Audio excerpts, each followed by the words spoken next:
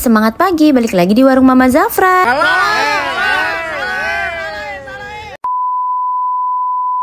Halo semua, balik lagi bersama saya, Zahra Hafiza. Saya mahasiswa D3 Hubungan Masyarakat Universitas Diponegoro. Hari ini, saya akan memberikan tips and trik cara mencegah konflik hubungan interpersonal dengan orang lain. Tunggu dulu nih. Sebelum masuk ke tips and trik, kalian tahu gak sih apa itu konflik dan apa penyebab kok bisa terjadinya konflik sih? Apa ya? Kalian tahu? Tulis di kolom komentar ya. Kalau yang belum tahu, gak apa-apa, kita akan belajar sama-sama. Saya akan menjelaskan mengenai apa itu konflik dan apa penyebabnya kok bisa terjadinya konflik.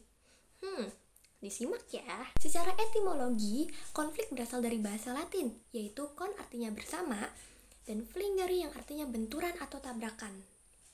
Menurut Kamus Besar Bahasa Indonesia atau KBBI, konflik adalah percecokan, perselisihan, dan pertentangan. Jadi, konflik merupakan suatu peristiwa atau fenomena sosial di mana terjadi pertentangan atau pertikaian, baik antar individu dengan individu, individu dengan kelompok, maupun kelompok dengan kelompok. Individu dengan individu, individu dengan kelompok, kelompok dengan kelompok. Itu contohnya apa sih, Kak? Saya akan memberikan contoh individu dengan individu, individu dengan kelompok, kelompok dengan kelompok. Nah, contoh yang pertama yaitu individu dengan individu. Contohnya, Anda bersama satu teman Anda sedang bercekcok, sedang berbedaan pendapat. Nah, itu bisa dikatakan contoh dari individu dengan individu. Contoh yang kedua yaitu adalah individu dan kelompok. Contohnya seperti Bapak atau Ibu dosen memberikan materi mengenai mata kuliah kepada mahasiswa dan mahasiswi. Lalu, beberapa mahasiswa dan mahasiswi ini berbeda pendapat kepada para dosen. Lalu mereka memberikan pendapat mereka kepada dosen. Nah, sehingga ini bisa dikatakan dengan konflik antara individu dengan kelompok. Bapak atau Ibu dosen ini bisa dikatakan sebagai individu, mahasiswa dan mahasiswi dikatakan sebagai kelompok. Yang ketiga, ada kelompok dengan kelompok. Contohnya seperti kelompok A dan kelompok B. Kelompok A misalnya sedang mempresentasikan hasil kerjanya mereka. Lalu kelompok B bertanya. Akhirnya mereka ini berdua berdebat. Nah, ini bisa dikatakan konflik dalam kelompok dan kelompok karena kelompok A berkelompok dan kelompok B berkelompok. Nah, itu dia contoh-contoh dari konflik individu dengan individu, individu dengan kelompok, dan kelompok dengan kelompok.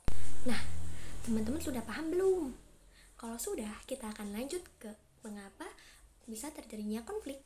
Penyebab terjadinya adanya konflik dengan orang lain karena adanya perbedaan pendirian, perbedaan sudut pandang, perbedaan kebudayaan, dan perbedaan kepentingan. Karena saya sudah menjelaskan mengenai konflik dan kenapa bisa terjadinya konflik, sekarang kita akan masuk ke tips and triknya. Yang pertama, fokus untuk menyelesaikan masalah dengan damai. Yang kedua, tahan emosi. Saat sedang menyelesaikan masalah dengan pihak yang sedang bersangkutan, diwajibkan untuk tidak emosi. Kenapa? Karena kalau kita emosi, itu akan berdampak negatif dan konflik tersebut tidak akan selesai. Yang ketiga, memberikan kesempatan untuk pihak lain berpendapat. Nah, saat pihak lain sedang berpendapat, kita itu harus mendengarkan mereka dengan baik-baik, dengan diam dan tidak emosi. Dan yang keempat, membutuhkan pihak ketiga yang netral. Pihak ketiga yang netral ini berfungsi sebagai penengah antara orang-orang yang sedang berkonflik. Nah, pihak ketiga yang netral ini juga berfungsi sebagai memberi pendapat dan menentukan kesepakatan.